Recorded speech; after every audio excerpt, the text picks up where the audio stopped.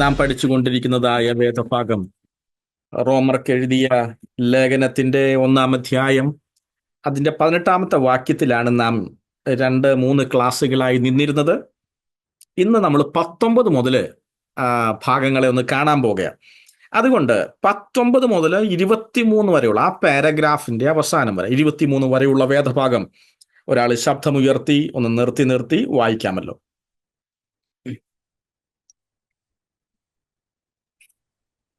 ദൈവത്തെക്കുറിച്ച് അറിയാവുന്നത് അവർക്ക് വെളിവായിരിക്കുന്നു. ദൈവം അവർക്ക് വെളിവാക്കിയല്ലോ.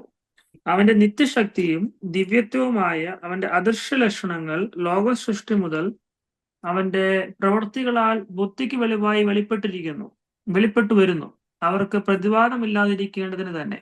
അവർ ദൈവത്തെ അറിഞ്ഞിട്ടും അവനെ ദൈവമെന്ന് ഓർത്ത് മഹത്വീകരിക്കുകയോ നന്ദി കാണിക്കുകയോ ചെയ്യാതെ തങ്ങളുടെ നിരൂപണങ്ങളിൽ വൃദ്ധരായി തീർന്നു. അവർ വിവേകമില്ലാത്ത ഹൃദയം ഇരുണ്ടുപോയി.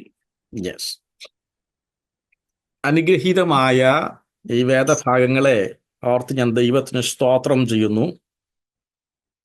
റാത്ത് ഓഫ് ഗാഡ് എന്ന ഭാഗം ചിന്തനീയമായ രീതിയിൽ പഠിപ്പാൻ ദൈവം നമ്മെ സഹായിക്കുന്നുവല്ലോ. ആ പാരഗ്രാഫിലെ സബ്ജക്റ്റ് ദൈവത്തിൻ്റെ കോപവും അതിൻ്റെ കാരണവുമാണ്. അപ്പോൾ ദൈവത്തിൻ്റെ സത്യത്തെ മനഃപൂർവം തടുക്കുന്നതായ മനുഷ്യന്റെ അവസ്ഥ ദൈവത്തിൻ്റെ കോപമാണെന്നും അതിൽ നിന്നും അവൻ രക്ഷപ്പെടേണ്ടത് അനിവാര്യമായ കാര്യമാണ് എന്നതാണ് കഴിഞ്ഞ ക്ലാസ്സുകളിൽ നാം പഠിച്ചത്. ഇന്ന് പ്രത്യേകമായി 19-20 നമ്മൾ നോക്കാൻ പോകുകയാണ്.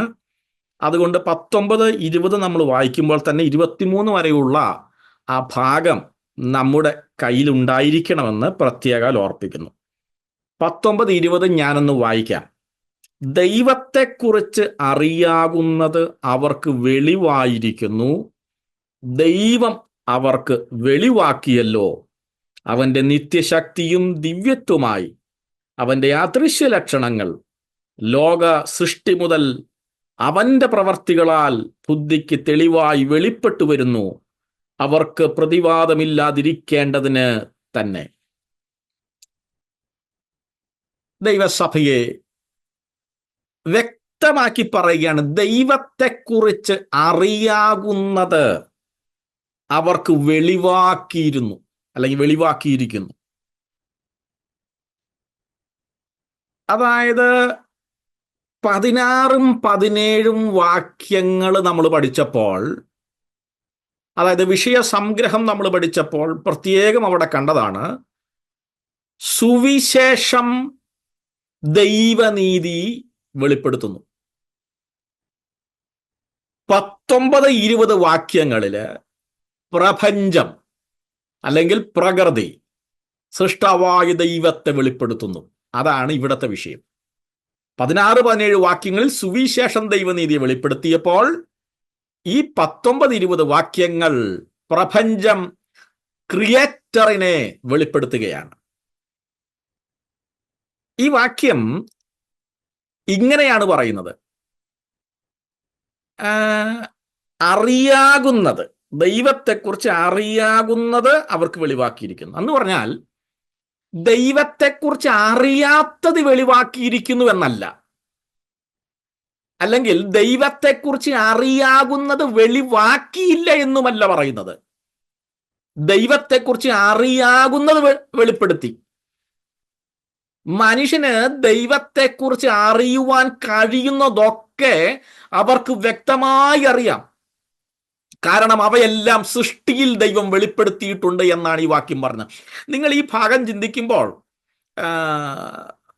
ഈ ഇന്നത്തെ കാലഘട്ടത്തെ ഉൾപ്പെടുത്താതെ ഒന്ന് ചിന്തിക്കണമേ. അതായത് മനുഷ്യന്റെ ആദിമകാലം ഒന്ന് ചിന്തിച്ചാൽ മതി. ടെക്നോളജീസ് ഇല്ലാത്ത, എഴുത്തുകളില്ലാത്ത ഒരു ആദം ഹൗവ ദമ്പതിമാരുടെ കാലഘട്ടം പോലെ അന്നത്തെ കാലഘട്ടം മനസ്സിലേക്ക് ഒന്ന് കൊണ്ടുവരണമേ. അപ്പൊ ദൈവത്തെ അറിയുക എന്നുള്ളതാണ് വിഷയം. ദൈവത്തെ അറിയാനുള്ളതൊക്കെ പ്രകൃതിയിൽ ദൈവം വെളിപ്പെടുത്തി. പക്ഷെ അത് ഡെലിബറേറ്റ്ലി റിജക്റ്റഡ് എന്നാണ് നമ്മൾ പഠിച്ചത്. നോക്കുക, അറിയാകുന്നു ദൈവം വെളിപ്പെടുത്തിയിരിക്കുന്നു. അതുകൊണ്ട് ബൈബിൾ ലഭിച്ചില്ലായിരുന്നെങ്കിലും, പുരോഹിതന്മാര് ഇല്ലായിരുന്നെങ്കിലും, പ്രവാചകന്മാരില്ലായിരുന്നുവെങ്കിലും മനുഷ്യന് സൃഷ്ടാവിനെ മനസ്സിലാക്കുവാൻ കഴിയുമായിരുന്നു. ഒന്നുകൂടി പറയട്ടെ, യേശുവിനെ അറിയുവാൻ, അതായത് രക്ഷാകരമായ പദ്ധതി അറിയുവാൻ സാധിച്ചില്ലെങ്കിൽ പോലും ഈ സൃഷ്ടിപ്പ് കണ്ടാൽ, ഈ പ്രപഞ്ചം കണ്ടാൽ മനുഷ്യന് സൃഷ്ടാവായ ദൈവത്തെ അറിയുവാൻ സാധിക്കും. ആ ദൈവത്തെ മനസ്സിലാക്കുവാൻ കഴിയും. അതുകൊണ്ട് വചനം പറയാ, അതുകൊണ്ട് അവർക്ക് എക്സ്ക്യൂസസ് ഇല്ലെന്ന്.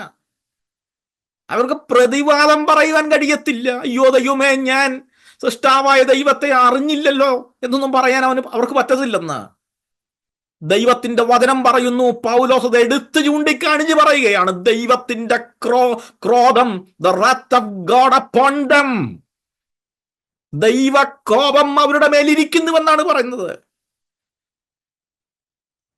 അപ്പൊ സൃഷ്ടിപ്പ് നോക്കിയാൽ സൃഷ്ടാവിനെ മനസ്സിലാക്കാൻ പറ്റും. ഞാൻ ഒന്നും കൂടി ഇത് ആവർത്തിക്കാം. സൃഷ്ടികൾ എന്തൊക്കെയാണോ ഇവിടുത്തെ, അതായത് സ്രഷ്ട വസ്തുക്കൾ എന്ന് പറയും, സ്രഷ്ട വസ്തുക്കൾ എന്തൊക്കെയാണോ അവ ലോകാരംഭം മുതൽ ദൈവത്തെ വെളിപ്പെടുത്തി വരികയാണ്. അതായത് അവരുടെ ഡ്യൂട്ടി അവർ കൃത്യമായി ചെയ്യുകയാണ്. നിങ്ങൾ എൻ്റെ കൂടെ ഉണ്ടല്ലോ അല്ലേ? സൃഷ്ടികൾ അവരുടെ ഡ്യൂട്ടി വളരെ വ്യക്തമായും കൃത്യമായും അതാത് സമയങ്ങൾ ചെയ്തുകൊണ്ടിരിക്കുകയാണ്. അപ്പോ അക്കാര്യം നമ്മുടെ മനുഷ്യ ബുദ്ധിയിൽ ഇങ്ങനെ തെളിവോടെ വെളിപ്പെട്ടിട്ടും, അതായത് ബൈബിൾ പറയുന്നത് ക്ലിയർലി സീൻ എന്നാ പറയുന്നത്. Clearly seen. മനുഷ്യന്റെ ബുദ്ധിയിൽ അക്കാര്യം തെളിവോടെ വെളിപ്പെട്ടിട്ടും അവര് വിഗ്രഹങ്ങളെ ദൈവമാക്കി സ്ഥാപിച്ച് ആരാധിക്കാൻ തുടങ്ങി. കണ്ടോ? സ്തോത്രം. ഇപ്പൊ സൃഷ്ടികളെ നോക്കിയാൽ മതിയായിരുന്നു, ഈ പ്രപഞ്ചത്തെ നോക്കിയാൽ മതിയായിരുന്നു.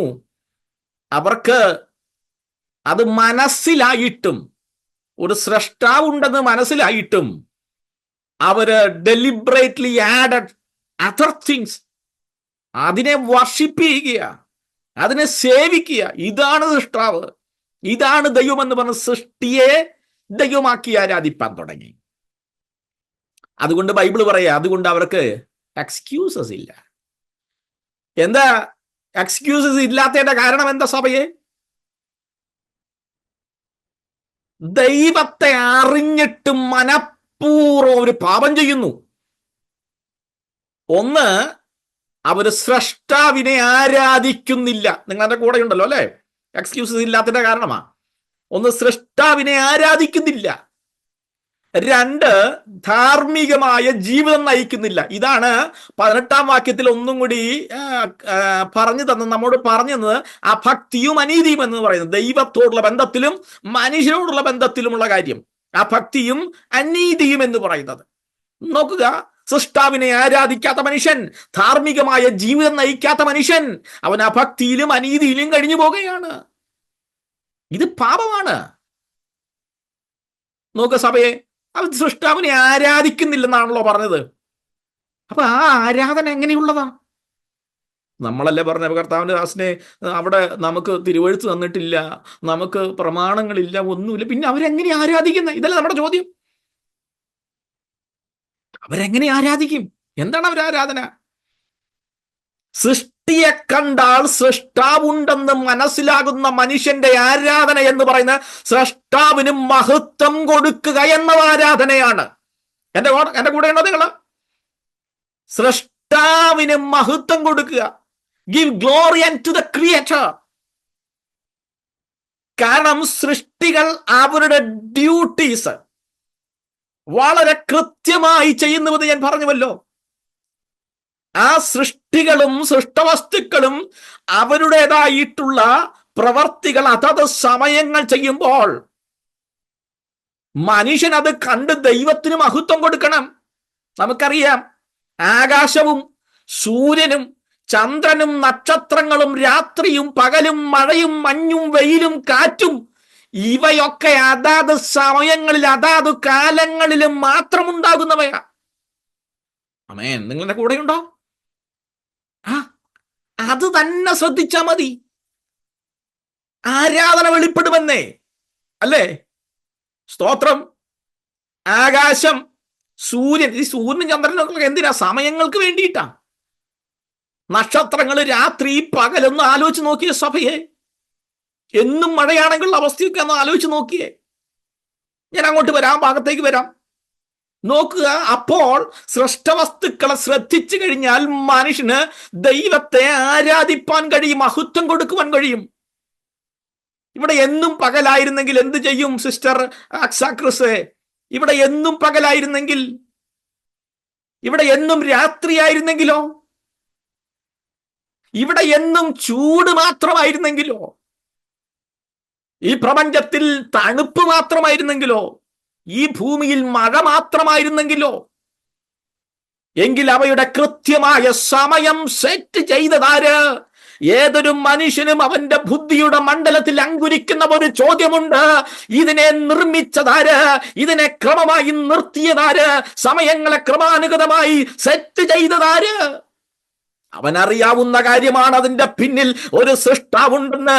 അങ്ങനെയാണെങ്കിൽ ദാവീദ് പറഞ്ഞ പ്രകാരം ആകാശം ദൈവത്തിന്റെ മഹത്വത്തെ വർണ്ണിക്കുന്നു, ആകാശവിധാനം അവന്റെ കൈവേലയെ പ്രസിദ്ധമാക്കുന്നു എന്നതുപോലെ ഓരോ സൃഷ്ടികളും അതിൻ്റെ ഉദ്യമങ്ങൾ കൃത്യമായ രീതിയിൽ പാലിക്കുന്നത് നമ്മുടെ തിരിച്ചറിവിനാണെങ്കിൽ അത് കണ്ടൊരു സൃഷ്ടാവുണ്ടെന്നും അവന് മഹത്വം കടേറ്റുക എന്നുള്ളതായ ഉത്തരവാദിത്വം നമ്മെ ആരാധനയിലേക്ക് നയിക്കുന്നുവെന്നത് ദൈവത്തിന്റെ വചനം നമ്മെ പഠിപ്പിക്കുകയാണ്.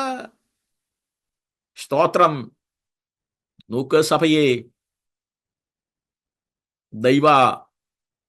ഒരു ദൈവ മനുഷ്യൻ, ഒരു ഭക്തൻ, സ്തോത്രം, അപ്രകാരമാണ്.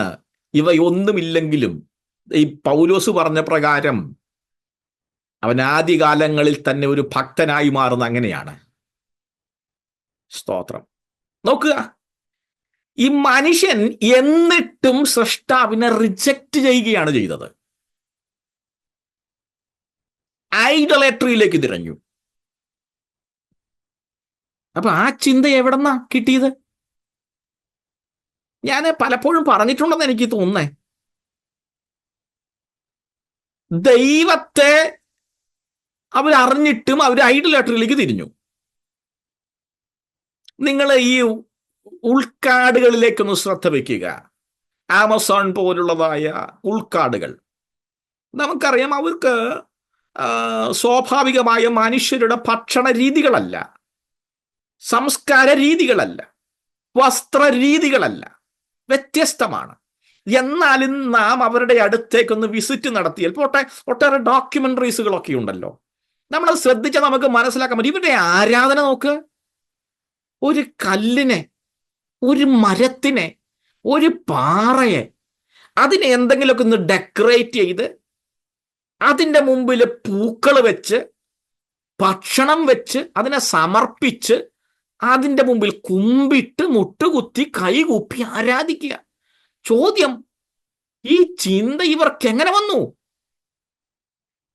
ഇപ്പൊ ദൈവം എന്ന ചിന്ത അവർക്ക് കല്ലായി വന്നത് എങ്ങനെ? മരമാണ് അവരുടെ ദൈവം എന്ന് അവർക്ക് വന്നത് എങ്ങനെ? ഒരു പാറയാണ് അവരുടെ ദൈവം എന്ന ചിന്ത അവർക്ക് വന്നത് എങ്ങനെ? ആ ചിന്ത വരാൻ പാടില്ല.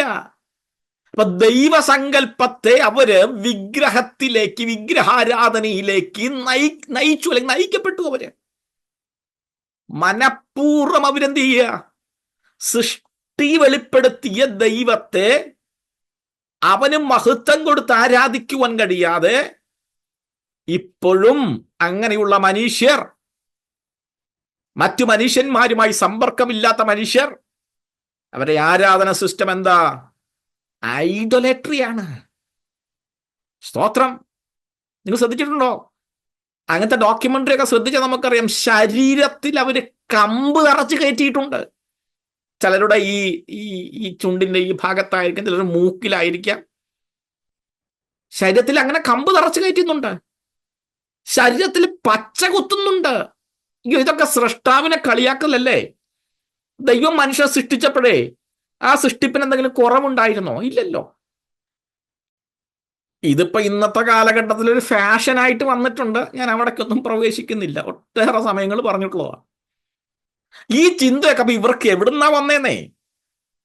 ഇത് പൈശാചികനല്ലേ, പൈശാചിക ചിന്തയല്ലേ അത്?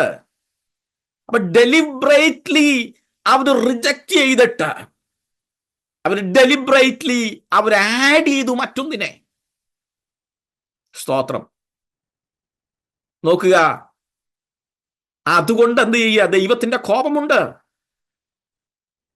സൃഷ്ടാവിനെ പ്രകൃതി വിളിച്ചു പറഞ്ഞിട്ടും അവരാരാധിക്കുവാൻ തയ്യാറാകുന്നില്ല മനുഷ്യൻ. നോക്ക് സഭയെ, ഇനി പരസ്പരമുള്ള അനുഭവം എങ്ങനെയാ? പരസ്പരമുള്ളത് ചതി, വഞ്ചന, കോപം, പരിഹാസം, അക്രമം, അഹങ്കാരം, അസൂയ, അനുസരണക്കേട്, ഇങ്ങനെയൊക്കെയാ. സൃഷ്ടാവിനോട് ബന്ധപ്പെട്ട് സൃഷ്ടിയെ കണ്ടിട്ട് ദൈവത്തെ ആരാധിക്കാൻ പറ്റുന്നില്ല. രണ്ട്, പരസ്പരമായിട്ട് മനുഷ്യരോട് ബന്ധപ്പെട്ട എന്താ? ഈ വക അക്രമങ്ങളൊക്കെയാ, അസൂയയാണ്, അനുസരണക്കേടാണ്, ചതിയും വഞ്ചനയും കോപമാണ് ഉള്ളത്. സ്തോത്രം. ഞാൻ അവിടെ നിന്ന് മുൻപോട്ട് പോകാം. അപ്പോൾ ദൈവത്തെക്കുറിച്ച് അറിയാവുന്നത് അവർക്ക് വെളിവാക്കിയിട്ടും, ദൈവം അവർക്ക് അത് വെളിവാക്കിയിട്ടും അവരെന്ത് ചെയ്യുക? അവര് മറ്റൊന്നിനെ ദൈവമായിട്ട് ആരാധിക്കുക. അതുകൊണ്ട് അവർക്ക് എക്സ്ക്യൂസസ് ഇല്ല. അവര് പാപം ചെയ്യുക. ആരാധന ദൈവത്തിന് കൊടുത്തില്ല. സ്തോത്രം. അവര് അതുപോലെ അനീതി പ്രവർത്തിച്ച് മുൻപോട്ട് പോകുന്നു. നോക്ക ദൈവസഭയെ, സ്തോത്രം. അവിടെ പ്രത്യേകാൽ ഒരു വാക്ക് ഞാൻ നിങ്ങൾക്ക് കാണിച്ചാൽ 20-ാം വാക്യത്തിലാ. ആ വാക്യം എങ്ങനെയാണ്? ആ വാക്ക് ഇങ്ങനെയാണ്: ലോക സൃഷ്ടി മുതൽ അവന്റെ നിത്യശക്തിയും ദിവ്യത്വമായി അവന്റെ അദൃശ്യ ലക്ഷണങ്ങൾ ലോക സൃഷ്ടി മുതൽ അവന്റെ പ്രവർത്തികളാൽ ബുദ്ധിക്ക് തെളിവായി വെളിപ്പെട്ടു വരുന്നു. ലോക സൃഷ്ടി മുതൽ. കണ്ടോ? ആ ലോക സൃഷ്ടി മുതൽ എന്ന് പറയുമ്പോൾ നാം ചിന്തിക്കേണ്ട ഒരു ചിന്തയുണ്ട്. ഭൗമിക അർത്ഥത്തിലാണ് അത് പറഞ്ഞിട്ടുള്ളത്. ലോക സൃഷ്ടി മുതൽ ഭൗമിക അർത്ഥത്തിലാണ് കരുതേണ്ടത് കേട്ടോ. നമുക്ക് ചിന്തിക്കാൻ എളുപ്പത്തില്ല അത് പറയുന്നത്. നോക്ക സഭയെ, ഫ്രം ദാറ്റ് പോയിന്റ്, ലോക സൃഷ്ടി മുതൽ എല്ലാ കാലത്തും ദൈവത്തിന്റെ ഇൻവിസിബിൾ തിങ് ഉണ്ട്, അദൃശ്യ ലക്ഷണങ്ങളുണ്ട്. ഇതിനെ നമുക്ക് പ്രകൃതിയിലെ വെളിപ്പാടെന്ന് വിളിക്കാം. ദൈവത്തിന്റെ പ്രകൃതിയിലെ വെളിപ്പാടെന്ന് വിളിക്കാം. നിങ്ങളെല്ലാവരും എഴുതുക. അല്ലെങ്കിൽ ജനറൽ റെവലേഷൻ എന്ന് വിളിക്കാം. എല്ലാ കാലങ്ങളിലും ദൈവത്തിന്റെ ഇൻവിസിബിൾ തിങ്, ലോക സൃഷ്ടി മുതലുള്ള ഉണ്ട്. ഇതിനെ പ്രകൃതിയിലെ വെളിപ്പാട് അല്ലെങ്കിൽ ജനറൽ റെവലേഷൻ എന്ന് വിളിക്കാൻ നമുക്ക് പറ്റും. ഒരു ഭാഗം ഒന്ന് വായിക്കണമേ, കർത്താവിന്റെ ദാസന്മാരോ ദാസിമാരിൽ നിന്ന് വായിക്കണമേ. ഇയ്യോബിന്റെ പുസ്തകം 12-ാം അധ്യായം 7 മുതൽ 10 വരെ ഒന്ന് വായിക്കുമ്പോൾ ചെറിയൊരു അറിവ് ഇയ്യോബ് നമുക്ക് നൽകുന്നുണ്ട്. ഒന്ന് വായിച്ചേ. Job chapter 12 verse 7 to 10. മൃഗങ്ങളോട് ചോദിക്കുക, അവൻ നിന്നെ ഉപദേശിക്കും. കണ്ടോ? മൃഗങ്ങളോട് ചോദിച്ചു നോക്കാൻ. മൃഗങ്ങളോട് ചോദിക്കാൻ, നിന്നെ അവ ഉപദേശിക്കുമെന്ന്. അടുത്തത്, ആകാശത്തിലെ പക്ഷികളോട് ചോദിക്കുക, അവ പറഞ്ഞു തരും. അടുത്തത്, അല്ല ഭൂമിയോട് സംഭാഷിക്കുക, അത് നിന്നെ ഉപദേശിക്കും. ആമേൻ. അടുത്തത്, സമുദ്രത്തിലെ മത്സ്യം നിന്നോട് വിവരിക്കും. യഹോവയുടെ കൈ ഇത് പ്രവർത്തിച്ചിരിക്കുന്നു എന്ന് ഇവയെല്ലാം കൊണ്ടും ഗ്രഹിക്കാൻ. യഹോവയുടെ കൈ ഇത് പ്രവർത്തിച്ചിരിക്കുന്നു എന്ന് ഇവയെല്ലാം കൊണ്ടും ഗ്രഹിക്കാത്തവനാർ. അയ്യോ, ഇവയെല്ലാം കൊണ്ട് ഗ്രഹിക്കാത്തവനാരാന്ന് കണ്ടോ? അപ്പൊ പ്രകൃതിയോട് ചോദിക്ക, മൃഗത്തോട് ചോദിക്ക, പക്ഷിയോട് ചോദിക്ക. ദൈവമാണ് ഇതിന്റെ പിന്നിൽ പ്രവർത്തിച്ചതെന്ന് അവ നിന്നോട് സംഭാഷിക്കുമെന്ന് പറഞ്ഞാൽ ബുദ്ധിയിൽ അതിന്റെ വെളിപ്പാട് ദൈവം നിശ്ചയമായി തന്നിരിക്കുന്നുവെന്നാണ്. എന്നിട്ടും ഡെലിബറേറ്റ്ലി ദ റിജക്റ്റഡ് അല്ലേ? യെസ്. അതുകൊണ്ടാണ് ദാവീദ് 19-ാം സങ്കീർത്തനത്തിൽ പറഞ്ഞ്, ഞാൻ ആവർത്തിക്കുന്നില്ല, ആകാശം ദൈവത്തിന്റെ മഹത്വത്തെ വർണ്ണിക്കുന്നു എന്നൊക്കെ പറഞ്ഞ മുൻപോട്ട് പോകുന്നുവല്ലോ ദൈവസഭയെ. നോക്കുക, ഇപ്പൊ പ്രകൃതിയിലെ വെളിപ്പാട്, ഇനി ഞാനൊരു കാര്യം എടുത്തു പറയാം, നിങ്ങൾ അത് ചിന്തയിൽ വെക്കുക. പ്രകൃതിയിലെ ദൈവത്തിന്റെ വെളിപ്പാട് പൂർണ്ണമായിട്ടുള്ളതല്ല കേട്ടോ. പൂർണ്ണമായിട്ടുള്ള ദൈവത്തിന്റെ വെളിപ്പാടല്ല ജനറൽ റെവലേഷൻ എന്ന് പറയുന്നത്. സ്തോത്രം. എന്നാൽ സൃഷ്ടാവിനെ മനസ്സിലാക്കുവാൻ സാധിക്കും എന്നാണ് ഞാൻ പറഞ്ഞു വരുന്നത്. നോക്കുക, അപ്പോൾ പ്രകൃതിയിലെ വെളിപ്പാട്. രണ്ടാമതൊരു വെളിപ്പാടുണ്ട്, അത് വചനത്തിലൂടെ വെളിപ്പെടുത്തിയതാ. ദൈവവചനത്തിലൂടെ, തിരുവെഴുത്തുകളിലൂടെ വെളിപ്പെടുത്തുന്നു. സ്തോത്രം.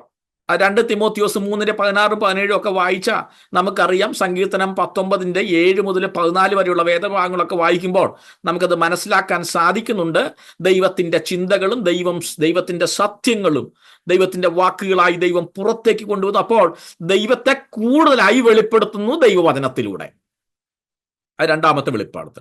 എന്നാൽ ദൈവത്തെക്കുറിച്ചുള്ള പൂർണ്ണമായ വെളിപ്പാട് എവിടെയാ കാണുന്നേ? ദൈവത്തെക്കുറിച്ചുള്ള പൂർണ്ണമായ വെളിപ്പാട് യേശു ക്രിസ്തുവാ. ആമേൻ. അത് കൊലോസ് ലേഖനം 1:15, 2:9 ഒന്ന് വായിക്കാമോ? കൊലോസ് ലേഖനം 1:15 ഒന്ന് വായിക്കണമേ. സ്തോത്രം. അപ്പൊ 1 പ്രകൃതിയിലെ വെളിപ്പാട്, അതിനെ ജനറൽ റെവലേഷൻ എന്ന് പറയുന്നു. 2 വചനത്തിലൂടെ വെളിപ്പെടുത്തുന്നു. 3 യേശു ക്രിസ്തുവിലൂടെ വെളിപ്പെടുത്തുന്നു. അതാണ് പൂർണ്ണമായ വെളിപ്പാട്. ദൈവത്തെക്കുറിച്ച് യേശു ക്രിസ്തുവിലൂടെ വെളിപ്പെടുന്നതാണ് പൂർണ്ണ വെളിപ്പാട്. വായിച്ചാട്ടെ കൊലോസ്യർ 1:15. അത് കഴിഞ്ഞ് 2:9 വായിക്കണം. വായിച്ചാട്ടെ. അവൻ അദൃശ്യനായ ദൈവത്തിന്റെ പ്രതിമയും സർവസൃഷ്ടിക്കും ആദിജാതനുമാകുന്നു. സ്വർഗത്തിലുള്ളതും ഭൂമിയിലുള്ളതും ദൃശ്യമായതുള്ളതും അദൃശ്യമായുള്ളതും, സിംഹാസനങ്ങളാകട്ടെ, കർത്തൃത്വങ്ങളാകട്ടെ, വാഴ്ചകളാകട്ടെ, അധികാരങ്ങളാകട്ടെ, സകലവും അവൻ മുഖാന്തരം സൃഷ്ടിക്കപ്പെട്ടു. അവൻ മുഖാന്തരവും അവനായും സകലവും സൃഷ്ടിക്കപ്പെട്ടു. അവൻ അദൃശ്യനായ ദൈവത്തിന്റെ പ്രതിമ. വ്യക്തമാണ്. 2:9 വായിച്ചാട്ടെ. അവനിലല്ലോ ദൈവത്തിന്റെ സർവസമ്പൂർണതയും ദേഹരൂപമായി വസിക്കുന്നത്. അവനിലല്ലോ ദൈവത്തിന്റെ സകല സമ്പൂർണതയും ദേഹരൂപമായി വസിക്കുന്നു. കണ്ടോ? സ്തോത്രം. അപ്പൊ ദൈവത്തിന്റെ പൂർണ്ണമായ വെളിപ്പാട് യേശു ക്രിസ്തുവാണ്. അപ്പൊ 1 പ്രകൃതിയിലെ വെളിപ്പാട്, 2 തിരുവെഴുത്തുകളിലൂടെ നൽകിയത്, 3 യേശു ക്രിസ്തു. ആമേൻ. ആ 3 നിങ്ങൾക്ക് മനസ്സിലായി നോക്കുക ദൈവസഭ. ഞാൻ ഒന്നും കൂടി ഇങ്ങനെ ആവർത്തിക്കട്ടെ. വേദ പുസ്തകം ഇല്ലായിരുന്നുവെങ്കിലും, യേശു ക്രിസ്തു ഭൂമിയിൽ വന്നില്ലായിരുന്നുവെങ്കിലും, പാപത്തോടുള്ള ബന്ധത്തിൽ മനുഷ്യന് ഒഴികഴിവില്ല. കാരണം സൃഷ്ടി കൊണ്ട് മാത്രം ദൈവത്തിന്റെ ആ ഡിവിനിറ്റിയും എറ്റേണൽ പവറും അവൻ സൃഷ്ടികളിൽ ഈ പ്രപഞ്ചത്തിൽ വച്ചിരുന്നു. എന്നാൽ മനുഷ്യൻ എന്ത് ചെയ്തു? അവൻ ദൈവത്തെ അറിഞ്ഞിട്ടും ദൈവമെന്നോർത്ത് മഹത്വീകരിപ്പാൻ, അവൻ ആരാധന കൊടുപ്പാൻ, നീതിയോടെ ജീവിപ്പാൻ കഴിയാതെ വന്നപ്പോൾ അവൻ എന്ത് ചെയ്തു? അവൻ തെരഞ്ഞെടുത്തത്, സ്തോത്രം, ഐഡോലേറ്ററി ആയിരുന്നു, വിഗ്രഹ ആരാധനയായിരുന്നു അവൻ അതുകൊണ്ട് അവൻ എക്സ്ക്യൂസസ് ഇല്ല. ലോക സൃഷ്ടി മുതല് മനുഷ്യർക്ക് തെളിവായിട്ട് വെച്ചിരുന്നതാണ്. നോക്ക് ദൈവസഭയെ, ദൈവം ആഗ്രഹിക്കുന്ന കാര്യമുണ്ട്. മനുഷ്യൻ അന്വേഷിച്ച് അറിഞ്ഞ് അവനെ സേവിക്കണമെന്ന്. അതെന്തിനാ അന്വേഷിച്ചറിഞ്ഞ് സേവിക്കണമെന്ന് പറയുന്നത്? ഓൾറെഡി മനുഷ്യൻ അറിയുന്നു. സൃഷ്ടിയിലൂടെ അവൻ ദൈവത്തെ സൃഷ്ടാവിനെ മനസ്സിലാക്കുമ്പോൾ, മനസ്സിലാക്കിയ ദൈവത്തെ കൂടുതൽ അറിയണമെന്ന് ആഗ്രഹിക്കുന്നു. അന്നേരം ദൈവം കൂടുതൽ വെളിപ്പാട് അവന് നൽകുകയാണ്. കണ്ടോ? അറിയുന്ന ദൈവത്തെ ഇപ്പം നമ്മളെന്താ, നമ്മള് സ്നാനമേറ്റ അന്ന് അറിഞ്ഞ പോലെയാണോ ഇന്ന് ആയിരിക്കുന്നത്? അല്ലല്ലോ. ദൈവത്തെക്കുറിച്ച് കൂടുതൽ അറിയുവാനായി നമ്മൾ ശ്രമിച്ചു.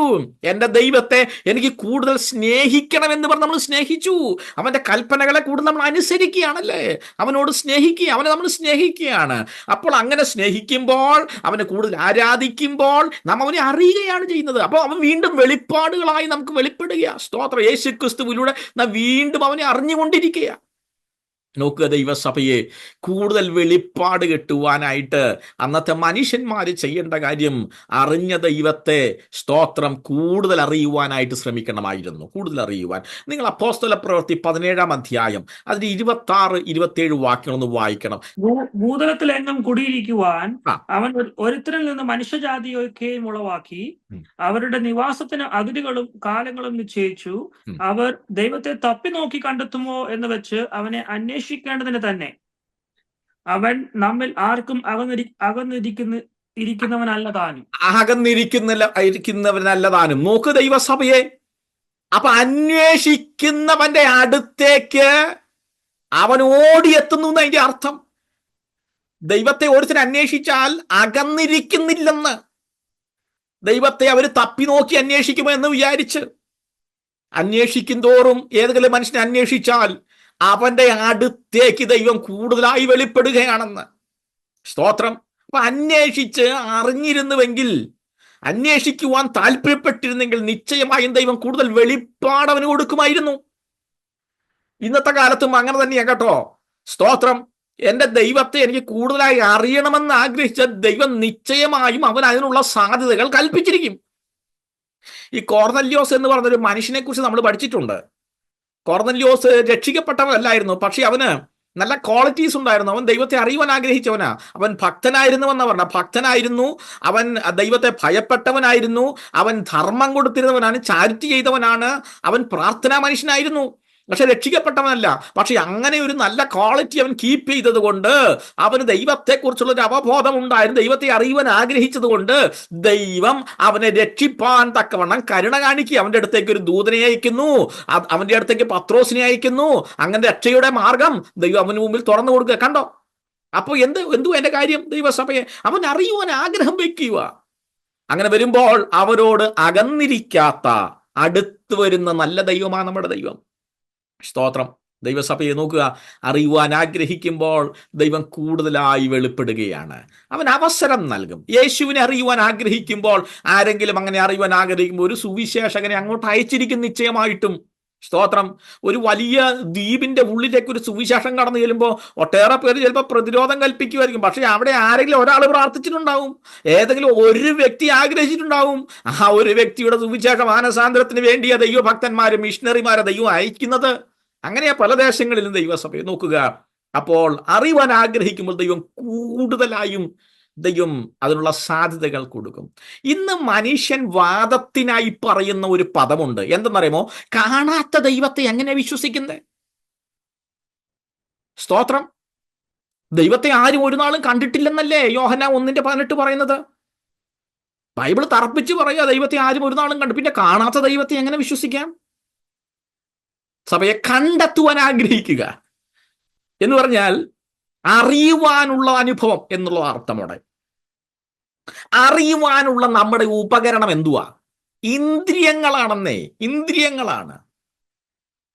കർമ്മേന്ദ്രിയമായാലും ജ്ഞാനേന്ദ്രിയമായാലും അവയ്ക്കൊക്കെ ഒരു പരിമിതിയുണ്ട്. കാണുവാനുള്ള നമ്മുടെ അവയവം എന്താ? കണ്ണാണ്. എന്നാൽ വായു, വൈദ്യുതി, ജീവൻ, അതുപോലെ തന്നെ അതിദൂരമുള്ള വസ്തുക്കൾ, ഇവയൊന്നും കണ്ണിന് കാണാൻ കഴിയത്തില്ല. അതിനർത്ഥം അവ ഇല്ലെന്നാണോ സഭയെ? അല്ല. അതിസൂക്ഷ്മത, അതിസ്ഥൂലത, അതിവിദൂരത, അതിസാമീപ്യം, അരൂപത,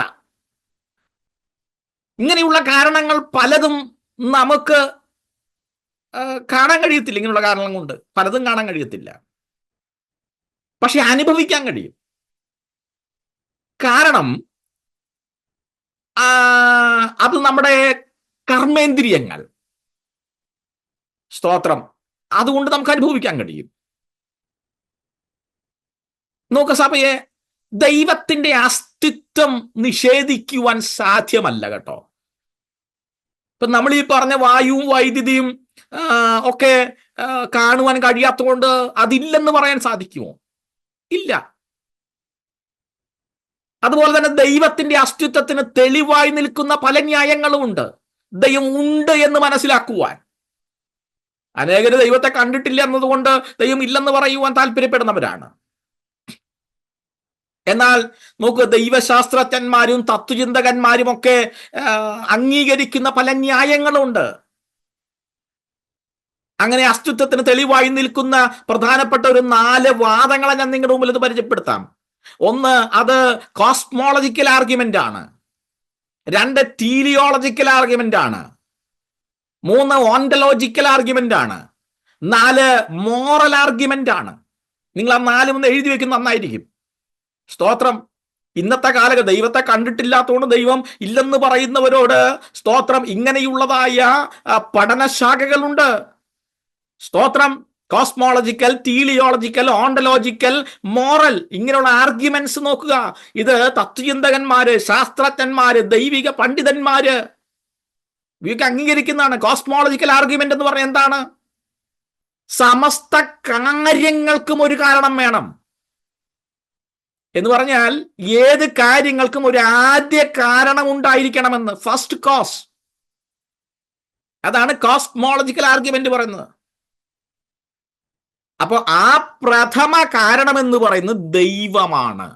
അപ്പൊ കോസ്മോളജിക്കൽ ആർഗ്യുമെന്റ് എന്നാ? ഏത് കാര്യത്തിനും ഒരു ഫസ്റ്റ് കോസ് ഉണ്ടാകണം, കാര്യത്തിന് കാരണം വേണം. ആ പ്രഥമ കാരണം ദൈവമാണ്. കാരണം കൂടാതെ കാര്യം ഉണ്ടാകയില്ല. ആരാണ് സൃഷ്ടിച്ചത് എന്ന ചോദ്യത്തിന് നിമിത്ത കാരണവും, എന്തുകൊണ്ട് സൃഷ്ടിച്ചുവെന്ന ചോദ്യത്തിന് ഉപദാന കാരണവും, ഏത് നിയമങ്ങളെ ആസ്പദമാക്കി സൃഷ്ടിച്ചുവെന്ന ചോദ്യത്തിന് വിജ്ഞാന കാരണവും, എന്തിന് സൃഷ്ടിച്ചുവെന്ന ചോദ്യത്തിന് പ്രയോജന കാരണവും നമുക്ക് ആവശ്യമാണ്. സ്തോത്രം.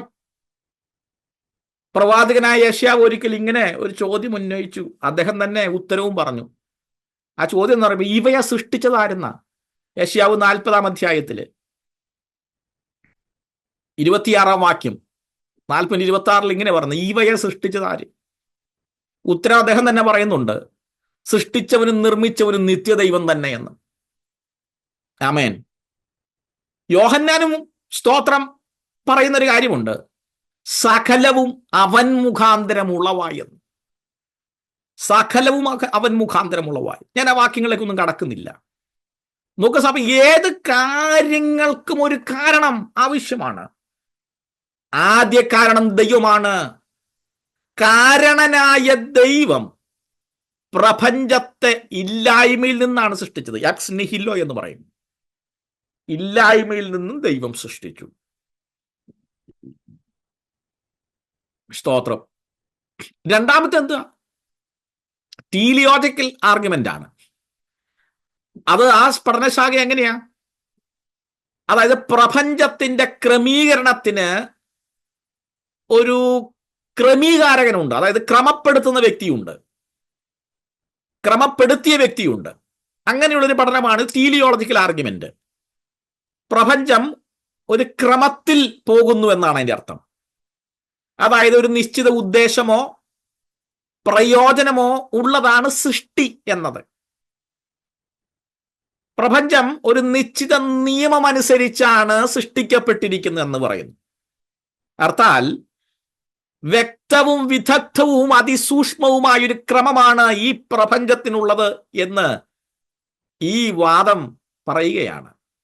അതായത് നിശ്ചിതമായ സമയത്തില്, നിശ്ചിതമായ നിയമത്തില്, കൃത്യമായ വേഗതയില്, സ്വയം കറങ്ങുന്ന ഗോളങ്ങളും, ഗോളങ്ങളെ ഉൾക്കൊള്ളുന്ന സൗരയൂഥങ്ങളും, അവയെ ഉൾക്കൊള്ളുന്ന ഗാലക്സികളും, ഓരോ ഗാലക്സികളുടെ ഇടയിലും പ്രകാശവർഷങ്ങളും, അല്ലെങ്കിൽ ആ പ്രകാശവർഷങ്ങളുടെ സ്പേസും, ഇടയ്ക്കുള്ള സ്ഥലം സ്പേസും, അവയുടെ ത്വരിതപ്രയാണം, വേഗത്തിലുള്ള പ്രയാണവും, ഇങ്ങനെയൊക്കെ സംഭവിക്കുമ്പോൾ അവർ തമ്മിൽ കൂട്ടിമുട്ടുന്നില്ല. ഒന്നിന്റെ ആകർഷണ വലയത്തിൽ മറ്റൊന്ന് ചെന്നിട്ട് അപകടമുണ്ടാകുന്നില്ല. ഭീമാകാരങ്ങളായ ഗോളങ്ങളും ഗാലക്സികളും ശൂന്യതയിൽ അനേകായിരം വർഷങ്ങൾ ഇന്നും ഇങ്ങനെ നിലനിന്നു പോകുകയാണ്. ഇത് തന്നെ ഒരു അത്ഭുതമല്ലേ സഭയെ? അപ്പൊ തന്നെ ചിന്തിക്കാമല്ലോ, മഹത്തായ ഒരു എഞ്ചിനീയറിംഗ് ശേഷിയുള്ള ഒരു വ്യക്തി സംവിധാനം ചെയ്ത് സൃഷ്ടിച്ചിട്ടുള്ളതാണ് ഈ പ്രപഞ്ചമെന്ന് നമുക്ക് മനസ്സിലാക്കുവാൻ സാധിക്കും. ഗണിതശാസ്ത്രമായൊക്കെ അത് സ്പഷ്ടമായിട്ട് തെളിയിക്കുവാൻ സാധിക്കുന്ന ഒന്നാണ്. യെശയ്യാവ് പറയുന്നൊരു കാര്യമുണ്ട്, വ്യർത്ഥമായിട്ടല്ല ഇതിനെ സൃഷ്ടിച്ചത്, പാർപ്പിനായിട്ടാണ്. അതാ പറഞ്ഞത്, വളരെ ക്രമാനുഗതമായിട്ടാണ് സൃഷ്ടിച്ചു പോകുന്നത്. ടീലിയോളജിക്കലി അങ്ങനെയാണ്. സ്തോത്രം. കാലനിർണയത്തിന് സൂര്യചന്ദ്രന്മാരെ നിയമിച്ചു എന്നാ പറയുന്നത്. മൂന്നാമത്തെ വാദം ഓണ്ടലോജിക്കൽ വാദമാണ്. ആ വാദം പറയുന്നത് ആശയത്തിന് പിന്നിലൊരു യാഥാർത്ഥ്യമുണ്ടെന്ന്, ലിറ്ററലി യഥാർത്ഥമായ ഒരു യാഥാർത്ഥ്യമുണ്ടെന്നാ പറയുന്നത്. അതായത് നോക്കുക, ദൈവം എന്നത് ഒരു ആശയമല്ല, അത് ഒരു യാഥാർത്ഥ്യമാണെന്ന്. നോക്കുക, ഏതെങ്കിലും പുരോഹിതന്മാരോ മതസ്ഥാപകന്മാരോ പഠിച്ച വിഡ്ഢിത്തമാണോ ഈ ദൈവം എന്ന് പറയുന്നത്? അല്ല. സ്തോത്രം. ലോകത്തിലെ ഏറ്റവും പ്രാചീനമായ ഒരു സംഘടിതമായ മതത്തിന് പോലും 3500 4000 വർഷത്തെ പഴക്കമേ ഉള്ളൂ. അതിനു മുൻപ് ഒരു പ്രത്യേകമായ മതം എന്നൊന്നും ഭൂമിയിലില്ല. ഈശ്വരാർപ്പണങ്ങളായിട്ടുള്ള ആചാരങ്ങൾ മാത്രമേ ഇവിടെ ഉണ്ടായിരുന്നുള്ളൂ. പൗരോഹിത്യം എന്നൊരു പദവി ഇല്ലായിരുന്നെങ്കിലും കർമ്മങ്ങൾ ഉണ്ടായിരുന്നു. അത് തന്നെ ഒട്ടേറെ പഴക്കമുണ്ടായിരുന്നു. പൗരോഹിത്യം എന്ന പദവിക്ക് മുമ്പ് തന്നെ ഈശ്വരാർപ്പണങ്ങൾ നടത്തിയിരുന്നു, യാഗങ്ങൾ നടത്തിയിരുന്നു. അന്ന് അത് ചെയ്തിരുന്ന കുടുംബത്തലവന്മാരായിരുന്നു. നോക്കുക, അന്നത്തെ ആരാധനകൾക്ക് ദൈവാലയങ്ങളൊന്നുമില്ലായിരുന്നു. ദൈവാലയമില്ലെങ്കിൽ പുരോഹിതനില്ല. ദൈവാലയങ്ങളൊക്കെ പവിത്രമാക്കപ്പെട്ടതോടുകൂടെ വ്യവസ്ഥാപിതമായ പൗരോഹിത്യം ആരംഭിച്ചു. എന്നാൽ അതിനും എത്രയോ മുമ്പാണ് മനുഷ്യരിൽ ദൈവവിശ്വാസം ഉണ്ടായിരുന്നത്. ആമേൻ. നിങ്ങളുടെ കൂടെ ഉണ്ടോ? അപ്പൊ ദൈവമുണ്ടെന്ന ആശയത്തിന് ദൈവമില്ല എന്നുള്ള സിദ്ധാന്തത്തെക്കാൾ വളരെയധികം പ്രാചീനത്വമുണ്ട്. ദൈവമില്ലെന്ന് പറയുവാൻ തുടങ്ങിയത് ഏത് കാലഘട്ടത്തിലാണ്? എന്നാൽ ദൈവമുണ്ട് എന്നുള്ളതായ ആശയം അതിന് മുൻപേ ഉലകത്തിലുണ്ടായിരുന്നു. അതിന്റെ പിന്നിൽ ദൈവം എന്ന യാഥാർത്ഥ്യം ഉണ്ടായിരിക്കണമെന്ന് മനുഷ്യന് മനസ്സിലാക്കാൻ സാധിച്ചു. സ്തോത്രം. ദൈവം ഉണ്ടെന്ന ആശയം ഉണ്ടായ ശേഷം മാത്രമേ ഈ നിരീശ്വരന്മാർക്ക് ഈ ദൈവം ഇല്ലെന്നുള്ള ആശയം ഉണ്ടാക്കാൻ സാധിക്കത്തുള്ളൂ. അത് നമുക്കറിയാവുന്ന കാര്യമാണല്ലോ. നിരീശ്വരവാദത്തിന് ഏകദേശം 3000 വർഷത്തെ പഴക്കമേ ഉള്ളൂ. അതിനു മുൻപേ മതങ്ങൾ ഉണ്ടായിരുന്നു. അതിനു മുൻപേ മനുഷ്യനുണ്ടായിരുന്നു. സ്തോത്രം. നോക്കുക ദൈവസഭയെ. അപ്പോൾ ഓണ്ടോളജിക്കലിയും സ്തോത്രം നമ്മൾ ദൈവം ഒരു യാഥാർത്ഥ്യമാണെന്ന് നമുക്ക് മനസ്സിലാക്കുവാൻ സാധിക്കും. ഒരു ആശയമല്ല ദൈവം എന്ന് പറയാൻ മനസ്സിലാക്കാം. ഈ മോറൽ ആർഗ്യുമെന്റ് എന്ന് പറയുന്നത് നമുക്കൊന്ന് മനസ്സിലാക്കാം. എന്താ മോറൽ ആർഗ്യുമെന്റ്? ശരിയും തെറ്റും ധർമ്മവും അധർമ്മവും എന്ന് വിധിക്കുവാൻ മനുഷ്യന് ആദ്യം മുതൽ അനേകം കാര്യങ്ങളിൽ സാധിച്ചിട്ടുണ്ട്. അത് ധാർമ്മികവാദം നമുക്ക് മനസ്സിലാക്കാൻ ഈ പറയുന്നത്. നിരീശ്വരവാദിയായിട്ടുള്ള ഒരു മനുഷ്യനെ ഈശ്വര വിശ്വാസത്തിലേക്ക് തിരിച്ചുവിടുന്നത് എന്തുവാ? അവന്റെ മനസ്സാക്ഷിയിൽ ഉണ്ടാക്കുന്നതായ ധാർമ്മികതയാണ്. അപ്പോസ്തലനായ പൗലോസിന് ഉണ്ടായതായ മാനസാന്തരം പോലെ ഈ റോമർക്ക് എഴുതിയ ലേഖനത്തിന്റെ 2-ാം അധ്യായത്തിൽ മനസ്സാക്ഷിയുടെ വിധി പറച്ചിൽ എന്നുള്ളത് അനുഭവം നമുക്ക് കാണാൻ കഴിയുന്നു. അത് 6-7 വരുമ്പോൾ നമുക്ക് കാണാൻ കഴിയുന്നുണ്ട്. നോക്ക് ദൈവസഭയെ, ഉൽപ്പത്തി പുസ്തകത്തിൽ തന്നെ ധാർമ്മികമായ വാദങ്ങളെ കുറിച്ച് നമ്മൾ കാണുന്നുണ്ട്. മോറൽ ആർഗ്യുമെന്റ് നമുക്ക് കാണാൻ സാധിക്കും. തെറ്റ് ചെയ്തു എന്നൊരു ബോധം മനുഷ്യൽ ജനിപ്പിക്കുന്ന ഒരു മനസാക്ഷിയാണ്. മനസാക്ഷി ദൈവാസ്തിക്യ ബോധത്തിന്റെ പ്രകടഭാവമായിട്ട് നിലകൊള്ളുന്നുവെന്നാണ് ധാർമ്മികവാദം. മോറൽ ആർഗ്യുമെന്റ് എന്താ? മനസാക്ഷിയെ ബേസ് ചെയ്തിട്ടുള്ളതാണ്. മനസാക്ഷി ദൈവ യാഥാർത്ഥ്യമാണെന്ന്, ദൈവാസ്തിക്യ ബോധമുണ്ടെന്ന് പ്രകടമാക്കുന്നു. ഞാനൊരു കാര്യം ചോദിച്ചോട്ടെ. ആദമും ഹവ്വയും പാപം ചെയ്തു. ആദമും പാപം ചെയ്തപ്പോൾ അവരെന്തിനാ വൃക്ഷത്തിന്റെ മറവിൽ പോയി ഒളിച്ചത്? ദൈവം വരുന്നതിന് മുമ്പേ പോയി ഒളിക്കുക. എന്തിനാ പോയി ഒളിച്ചത്? കാരണം അവർ തെറ്റ് ചെയ്തു എന്നവരുടെ മനസ്സാക്ഷിയാണ് അവരെ ഒളിപ്പിക്കുവാൻ പ്രേരിപ്പിച്ചത്. തെറ്റ് ചെയ്തു എന്നവരെ മനസ്സിലാക്കിയത് ആദ്യം അവരുടെ മനസ്സാക്ഷിയാ. നോക്കുക, തെറ്റും ശരിയും ധർമ്മവും അധർമ്മവും വിധിക്കുവാൻ മനുഷ്യനിൽ ഒരു മനസ്സാക്ഷിയുണ്ട്. ആ മനസ്സാക്ഷിയുടെ പ്രേരണ, ആ മനസ്സാക്ഷിയുടെ വിധി എന്തുവാ? തെറ്റ് ചെയ്താൽ അത് തെറ്റ്, ശരിയാണെങ്കിൽ അവന് സമാധാനം, ആശ്വാസം. അപ്പോൾ ഈ മോറൽ ആർഗ്യുമെന്റും സ്തോത്രം വെച്ച് നീട്ടുന്ന ഒരു സത്യമുണ്ട്. അത് ദൈവം ഉണ്ട് എന്നുള്ള കാര്യം തന്നെയാ. സ്തോത്രം. നമുക്ക് സഭ ഒട്ടേറെ കാര്യങ്ങൾ നമുക്ക് ദൈവത്തിന്റെ ദൈവാസ്തിക്യ ബോധത്തെ സംബന്ധിച്ച് നമുക്ക് പഠിക്കുവാനായിട്ട് സാധിക്കും. മനുഷ്യന് പ്രകൃതിയിലേക്ക് നോക്കുക, അല്ലെങ്കിൽ മനുഷ്യനിലേക്ക് തന്നെ നോക്കിയാൽ മതി. ദൈവത്തെക്കുറിച്ച് നമുക്ക് മനസ്സിലാക്കാൻ സാധിക്കും. നമുക്കറിയാം, ഈ എവല്യൂഷൻ തിയറി ഉണ്ടല്ലോ, ഈ ഡാർവിന്റെ സിദ്ധാന്തമൊക്കെ ഉണ്ടല്ലോ. മനുഷ്യൻ പരിണാമപ്രകാരം അല്ലേ, എന്ന് പറഞ്ഞാൽ ഒരു ഹോമോസാപ്പിയൻസ് എന്ന ജീവിയായ മനുഷ്യൻ വിവിധ പരിണാമങ്ങൾക്ക് വിധേയയാണ് ഇന്നത്തെ നിലയിൽ എത്തിച്ചേർന്ന് എന്ന് പറഞ്ഞിട്ടുള്ളതായി. അതായത് വേറെ വിഭാഗത്തിൽ നിന്നും, മൃഗത്തിൽ നിന്നും ഉൾത്തിരിഞ്ഞ് വന്നതാണ് എന്ന് പറയുന്നല്ലേ.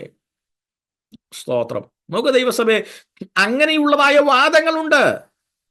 എന്നാൽ ദൈവം ഒരിക്കലും വ്യത്യസ്തമായ രണ്ട് സ്പീഷീസുകൾക്ക് ഒരു ഫോർമുല ഒരിക്കലും ഉപയോഗിച്ചിട്ടില്ല. അത് ഈ സൈക്കോ കെമിസ്ട്രി അതിനെ അനുകൂലമായിട്ട് നിൽക്കുന്ന കാര്യമാണ്. സൈക്കോ കെമിസ്ട്രി അതിനെ അനുകൂലം പറയുന്നുണ്ട്. ഒരിക്കലും മനുഷ്യനിൽ വേറെ ഒരു സ്പീഷീസിന്റെ ഫോർമുല വന്നിട്ടില്ല. സ്തോത്രം. ഹല്ലേലൂയ. അപ്പൊ ആ വാദമൊക്കെ അവിടെ പൊളിഞ്ഞു പോകുക, പരിണാമവാദമൊക്കെ അവിടെ പൊളിഞ്ഞു പോകുകയാണ്. മനുഷ്യനിലേക്ക് തന്നെ നോക്കിയാൽ മതി. മനുഷ്യന്റെ സൃഷ്ടി ചരിത്രം നോക്കിയാൽ മതിയല്ലോ. മനുഷ്യൻ എല്ലാ കാലങ്ങളിലും എങ്ങനെയാ കടന്നു വന്നേക്കുന്നത്? ദൈവത്തിന്റെ സൃഷ്ടിയാണെന്നുള്ള ആശയം പ്രാചീന കാലം തൊട്ടേ ഉണ്ട്. ഈജിപ്റ്റ്, മെസപ്പൊട്ടോമിയ തുടങ്ങിയ പ്രാചീന ജനപദങ്ങളിലെ സമൂഹങ്ങളെല്ലാം മനുഷ്യൻ ദൈവത്തിന്റെ സൃഷ്ടിയാണെന്ന് കരുതിയിരുന്നു. കളിമൺചിരാതുകളിലൊക്കെ എഴുതിയിട്ടുള്ളതായ ഒട്ടേറമായിട്ടുള്ള ലൈബ്രറിയിൽ കളക്ട് ചെയ്ത് വെച്ചിരിക്കുന്നതായ ആ എഴുത്തുകളുണ്ട് പണ്ട് കാലങ്ങളിലെ. മനുഷ്യൻ ദൈവ സൃഷ്ടിയാണ് എന്നുള്ളത്. സ്തോത്രം. വിശുദ്ധ വചനവും പറയുന്നു ഇങ്ങനെ ദൈവം തന്റെ സ്വരൂപത്തിൽ മനുഷ്യനെ സൃഷ്ടിച്ചുവെന്ന്. മനുഷ്യനിലേക്ക് തന്നെ നോക്കിയ ദൈവത്തെ നമുക്ക് തിരിച്ചറിയുവാണ് എന്ന് പറയുന്നത് ദൈവത്തിന്റെ സൃഷ്ടിയാണല്ലോ. മനുഷ്യൻ ദൈവ സൃഷ്ടിയാണ്. മനുഷ്യനെ സംബന്ധിച്ച് മനുഷ്യന്റെ അസ്തിത്വം എന്ന് പറയുന്നത് ഇല്ലായ്മയിൽ നിന്ന് മാത്രമേ ദൈവം സൃഷ്ടിപ്പ് നടത്തിയിട്ടുള്ളൂ. പക്ഷെ മനുഷ്യനെ സംബന്ധിച്ച് എങ്ങനെ സൃഷ്ടിച്ചേക്കണം? ഞാൻ ആദ്യം പറഞ്ഞതാ, പ്രാർത്ഥിക്കാൻ നേരത്തെ ഞാൻ ഇങ്ങനെ പറഞ്ഞു. മനുഷ്യനെ, സ്തോത്രം, ഭൗതികമായ ഒരു വസ്തുവിൽ നിന്നാണ് സൃഷ്ടിച്ചിരിക്കുന്നത് അല്ലേ? അതെ. കാരണം മറ്റുള്ള സൃഷ്ടികളൊക്കെ ഇല്ലായ്മയിൽ നിന്ന് സൃഷ്ടിച്ചപ്പോൾ ദൈവം ഭൂമിയിലൊരു വസ്തു എടുത്തു അല്ലേ? സ്തോത്രം. മണ്ണുപയോഗിച്ചാണ് ദൈവം മനുഷ്യനെ നിർമ്മിച്ചത്. അതായത് പൊടി ഉപയോഗിച്ചാണ് മനുഷ്യനെ നിർമ്മിച്ചത്. അപ്പൊ മനുഷ്യനൊരു ഭൗതിക നിർമ്മിതിയാണ്. കരുത്തേറിയ ഒരു കലാകാരനാണ് നമ്മുടെ കർത്താവ്. ദൈവത്തിന്റെ ഒരു കലാവിരുതാണ് മനുഷ്യൻ എന്ന് പറയുന്നത്. എന്നോട് പറഞ്ഞാൽ മനുഷ്യനൊരു കലാശില്പമാണ്.